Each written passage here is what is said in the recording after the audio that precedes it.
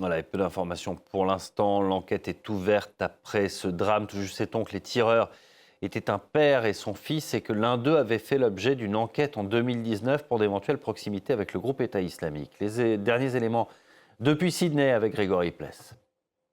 Les deux hommes qui ont perpétré l'attaque terroriste ciblant la communauté juive de Bandai hier soir ont tous les deux été identifiés. Il s'agit d'un père et de son fils. Ils sont respectivement âgés de 50 et de 24 ans. Le fils, touché par les balles de la police, est actuellement hospitalisé, tandis que son père a lui été abattu par la police. On a appris également que ce dernier était détenteur d'un permis de port d'armes. Il en possédait ainsi 6 qui ont tous été saisis par la police, à la fois sur les lieux du crime, mais également après la perquisition de son domicile. À ce stade, leurs motivations ne sont pas encore connues. Tout juste, le chef de la police s'est-il contenté d'indiquer qu'il n'avait a priori pas prémédité cette attaque. Il y a encore une quarantaine de personnes qui ont été blessées lors de cette attaque et qui sont hospitalisées.